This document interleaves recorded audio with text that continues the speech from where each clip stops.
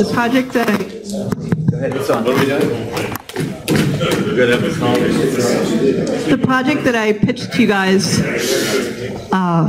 the beginning was I started this JV attraction committee out of this group a year ago. And right now it's got 750 people in my Facebook group, probably close to 1,000 people in my opt-in. And I have about 150 luminaries with in-depth interviews. And it's time to take it to the next level with joint ventures. I have people signing up every day for my free group posting JVs. It's kind of a community service right now. I've gotten a couple mastermind clients out of it. And I'm going to take it to the next level and maybe even share the spotlight with other people that are interested in working directly with joint venture people, authors, coaches, and affiliates. And so just to clarify, right now it's a platform. Anybody can sign up. Can sign up and post their JV or their look for a JV. Right, and I stopped having them just spam the wall. Right now they have to talk to me personally, and we have to have a little conversation, and they can put it in a section. And I generally ignore spammy stuff and really engage people in real Q&A questions. And it's a good place to invite myself to coach people there, and also invite other coaches to really showcase their gifts there. Kind of like a mini group like this. The question is, how can we help? The question I'm asking is, without turning this into a paid group, how would you farm this into the next level of joint venturing and monetizing and up-leveling to mastermind groups with the community that is on Facebook, that haven't all opted into my community? What would be your next steps?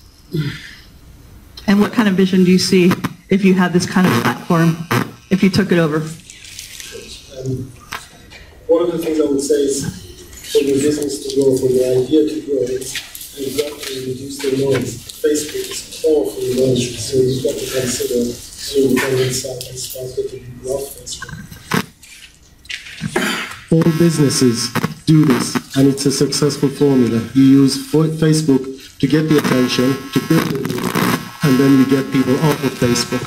There are people who actually focus on getting people on Facebook as soon as possible. Right. So you're about at that stage by the sounds of it. So you've got to consider moving people out. There are lots of techniques for that. I think we need the microphone. So that's one thing I would say. The second thing I would say is that you need to demonstrate value to get people into that platform, the next level. And so you've got to start thinking about how you measure that value that people are already getting. If they're not getting enough value, then the next step will be a lot harder. So you've got to start thinking about that. Do you have any suggestions for that from what you've heard so far? There are lots of different ways of measuring that value. So this is not, I would be happy to go down that track. But I would say to start approaching people who will do those deals, who will already done joint ventures, just ask. Then through that, you can actually modularize that, because a certain question keeps repeating and certain answers keep repeating. So then, instead of asking open-ended questions, you then formulate them into multiple choice answers and just make it faster and easier. When something comes out, when the response looks spectacular, you speak to that person and they will taste them. That's what I've been doing. Yeah, excellent. So then you need that platform to publish things and send people to see, look, this is what happened in my group. And that's a very good reason to get people on Facebook, because I need that stuff. It's informational, it's valuable, it's proof of concept for you, it's proof of your service for them, and you're not selling anything yet at that stage. And that's a fantastic way of getting people off of Facebook. Right to your platform. I'd ask them what they want. Yeah, a survey or just well, even leave it more open-ended. What's your biggest challenge as a speaker and author? Where are you finding, is it a lack of masterminding? Is it training? Is it templates? Is it design? Is it copy what, leave it open-ended and see what people have to say. And of course, they're going to tell you what it is that they need. And then you can decide if you're skilled and qualified to offer them a product that meets that need. You know, I don't know if you've looked at it, but Monica Lashinsky and Rich Germain, their whole thing, they struck gold with a JV platform. So, major bank. That was actually the Lashinsky. Milan.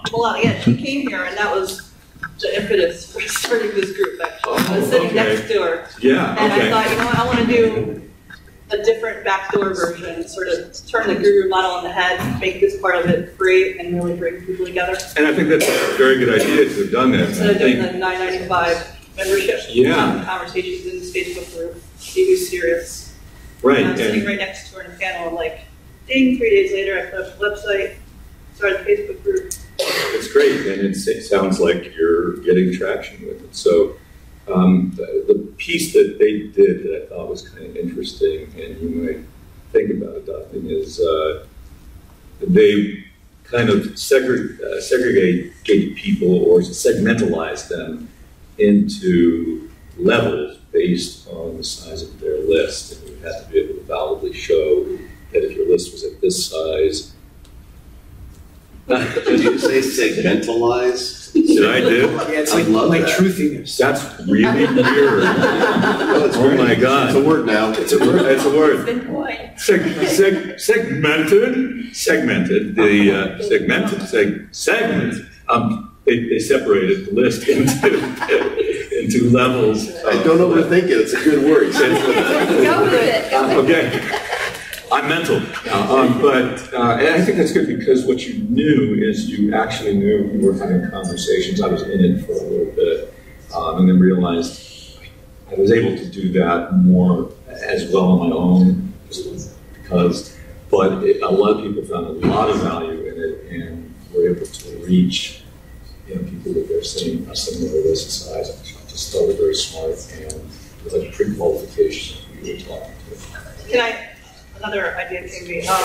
My biggest complaint when I looked at my competitors is they say they sell these big launch packages, like the $9.95 JV group, and then they come and then the person that is the mastermind behind it isn't even there answering questions, and you have to spend another $1,000 for a half-hour strategy call. And so I didn't want to change my model. I wanted to keep that community aspect and then possibly do more joint venture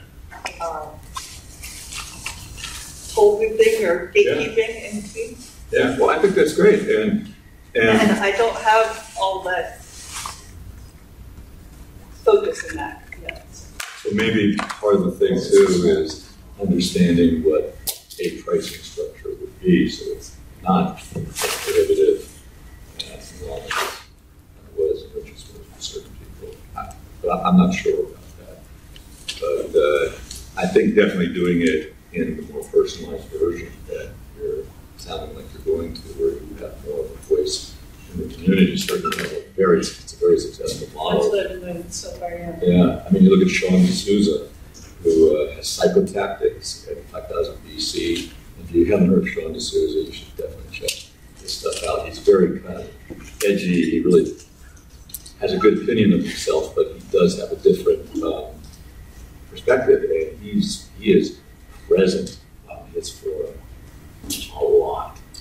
So if you want contact. Can I ask you guys another question? We didn't finish it. Please. Go ahead. I have two things. Kind of hitchhike off of what Joel said is to find out, do a survey, find out why did they join, what are they looking for, what are they not getting, right? And you might even ask what they would pay for, although that might be a second one, right? So that's them. But I would ask you, what do you want out of this? What would make you happy? You say you just want to monetize it, but what do you want to do to monetize it? You could wave that proverbial magic wand and make anything appear. Group masterminding was fun. For you. Okay. So that's specific, right? So you would like to run a group mastermind. Well, that might be a starting point is to throw your bait in the water and do some surveys, see how many people might sign up, price points, but then help you to figure out how you can monetize. And ask them what they're the market. Yeah. What are they missing? What's the biggest gap in their business that caused them to join that forum that they're expecting or looking for? And you might get answers that you would never have thought of if you were stuck in your head. It's very good. Thank you.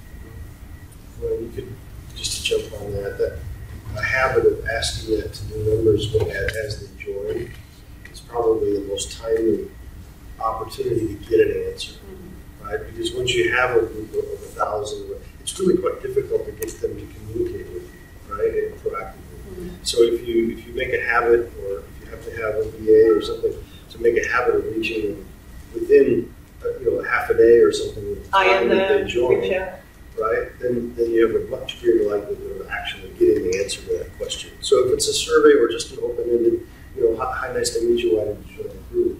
Right? And then to jump off what Stephen said, or what I would call an assessment, what Stephen called a consumer awareness guide, but creation of some kind of an assessment type opt-in, perhaps to pull those that might have commercial intent out of the group and into an email list or something, without having to pay to do that. But to take a step that they're having to vet themselves, they're having to show effort, they're having to, but also providing you with the information that you need and vetting them at the same time. And what's the value of them filling that out for the clinician? For them? Yeah. Well, if it's an assessment, then they're going to receive some recommendation, advice, some sort of assessment. The result would be basically a consumer awareness guide type of thing, right? Would be the result of that. But through those assessments, if you do that, on a Wufu or something, if you do it strategically, you can provide insight based upon the way they answer the questions, right? You can tip things. If you design an assessment well, you can tip it so that it's a very obvious and functional vetting process, and it makes them very clear to them based on their answers to your questions. It's very clear to them that they do or do not belong at a higher level in your connection. Do you want to be a mastermind? Yes. Do you want to give me money now? Yes. No. Now? No. Now? Yes. Effectively, yes. But Don't use the word eventually. I'm sorry, Sammy, go ahead. There's two questions that I think are always very powerful that seem obvious. Can you go to the meeting? Frequently forget to ask you, and I do remember. It's like, oh my God. One is, what would you need to have for this to be something that you would pay for? What would need to be in it? And that's probably what people need to answer. Right. And then the other thing is, if somebody doesn't buy, I think, and it's just kind of off the subject, but some people don't take up it. Why didn't you buy? And making that not in any way, shape, or form. Obviously, why didn't you buy? But I really want to understand what might have been that had been. It might be this tiny thing. That'd be a great question for your initial contact. Thanks for joining the group. What would you find here were you to pay for it, right? That would be a great way to ask that question. Feel it in some way. That's a brilliant question. So to follow from Sean said, that would be a good question. What would be the incentive or the benefit for the person to give you that information? The phrase, this actually works in pretty much every walk of life, everywhere. The phrase to remember is the point of desire. So the best time, the easiest time to get something from someone is their point of desire. Their desire is to join your group or get some assessment from you. At that time, it's the easiest time. Try sending the survey afterwards, later, some other time when you're busy with something else, and the results are just tiny fraction. Even if you wait a couple hours. Exactly. But at that very moment in time when you're joining the group, if you pop up the survey and ask a couple of questions that you're trying to help them with, and they give an assessment, that's the easiest time, the most for them.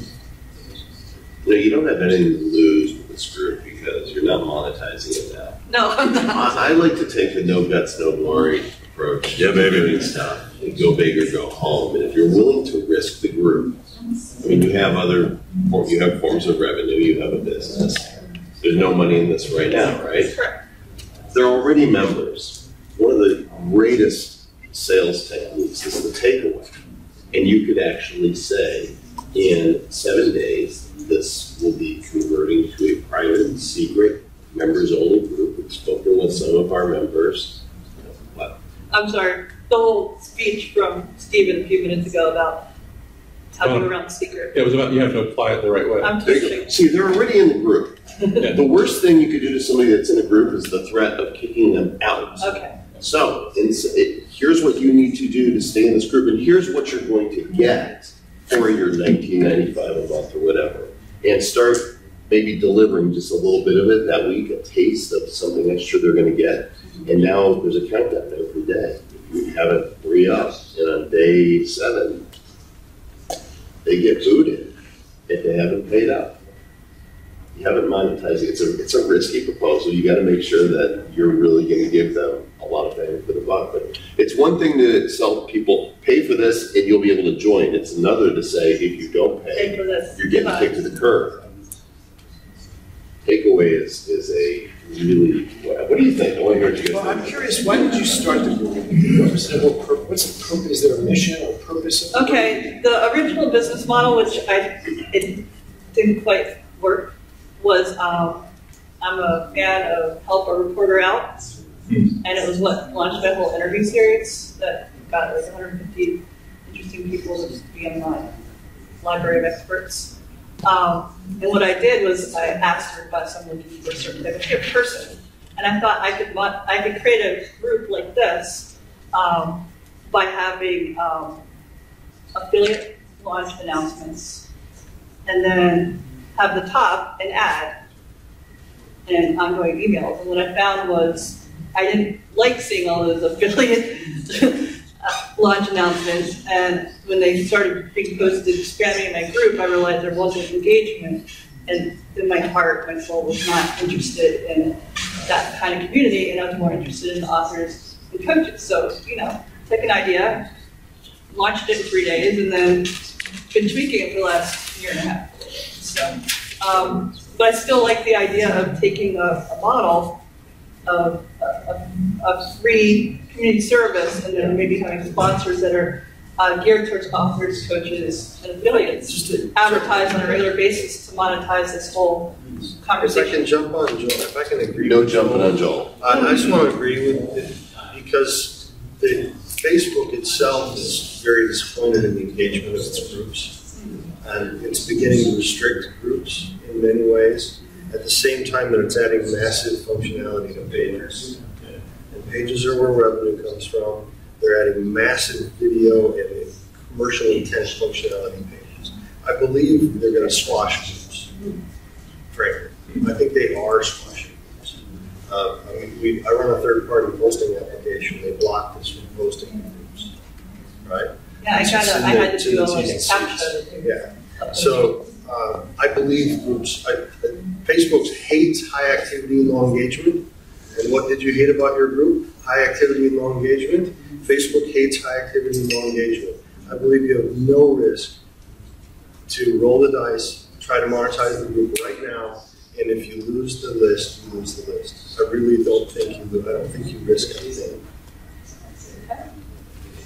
Anybody else like it? Yeah, I was going to just not add because it's been said, but I'll add, which is current research on rewards and incentivizing and motivating groups in general has shown that people are much more likely to protect what they have already been given and might lose. So, for instance, with teachers and classes, they will give the reward first, and then if the metrics are not met, they will start losing incrementally what they've been given.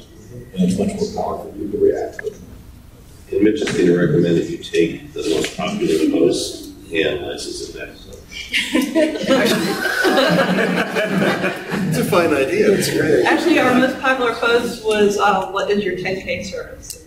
We had about 30 comments. Whoa, Make it. whoa, stop. What was your most popular post? What would be your 10K service? And some people were actually providing already 10K services. Oh, their 10K service. Yeah. Okay. And other people were brainstorming right in the comment section. And Make that a was nice laid out piece, frame it, and for stand as a member, they get this frame initial bonus. Those 150 interviews that you have, what value would they be to your audience? And there are 5 of them, 10 of them. I mean, I took maybe 5 or 10 of them that were specifically interviews with really successful JV launch people, and put it in a $9.95 product that the lead gen to a $5,000 coaching program, and I only sold one of those so far.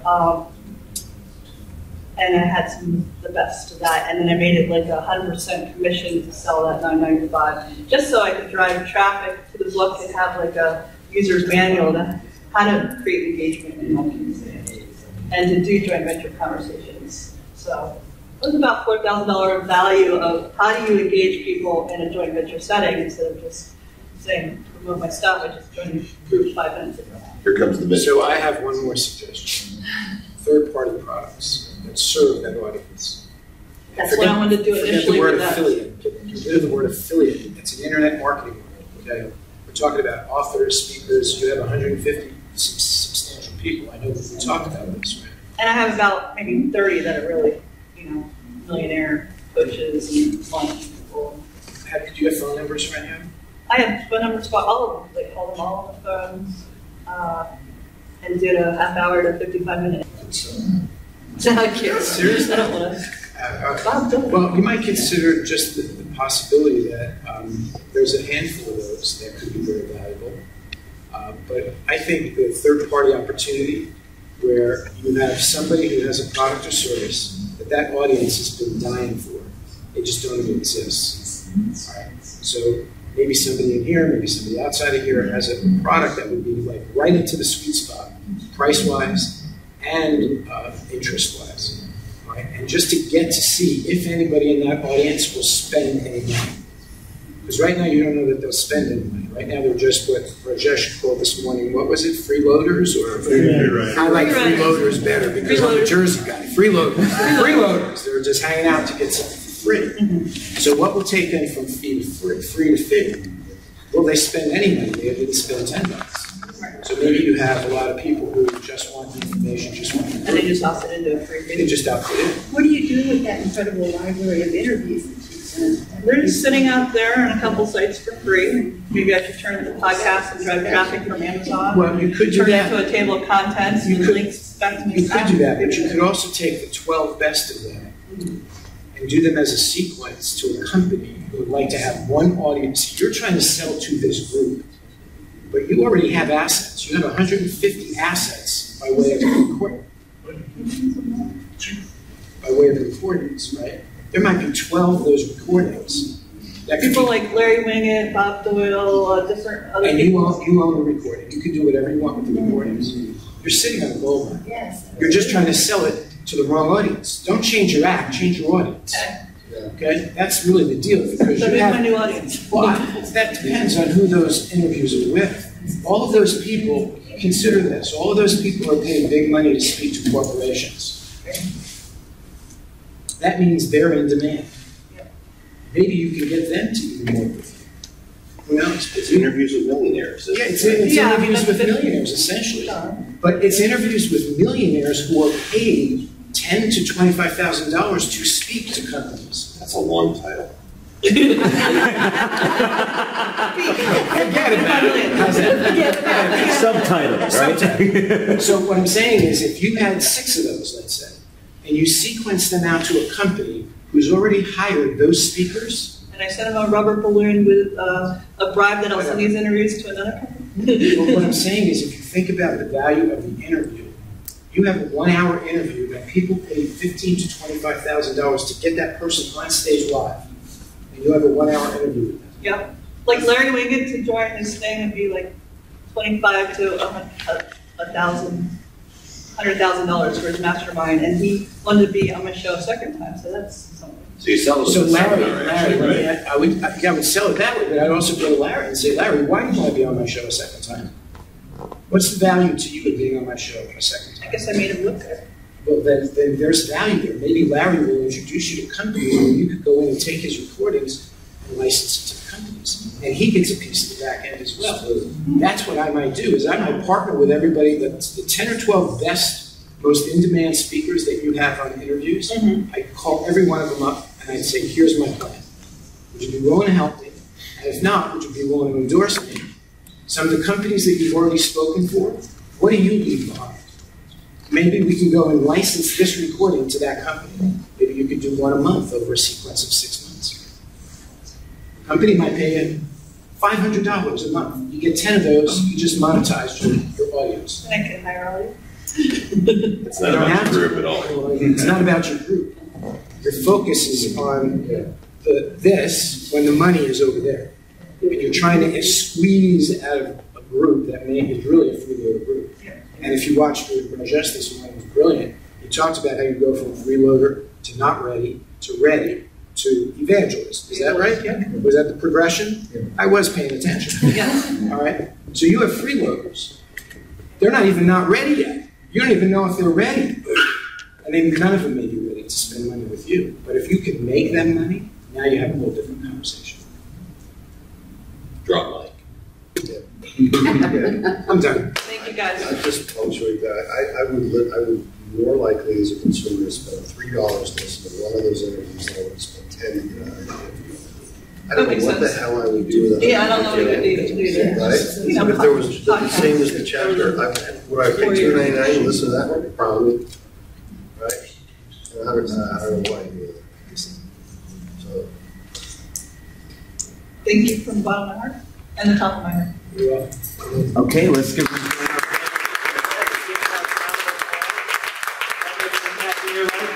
If my note taker was worth what I paid. Did that make an impact in the audience's life? Absolutely. Excellent. So now we're going to bring up Rajesh. So come on up. Can I have a picture with all these beautiful? Okay. That costs extra. I taped the whole thing for you too. I am so happy about that.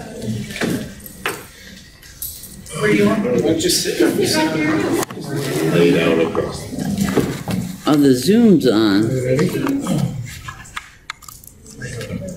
I was looking the wrong direction. Wait, where are you looking? I thought it was over there. You're taking a picture. Want to do it again? One more time. Yeah, I'm gonna put this back over here.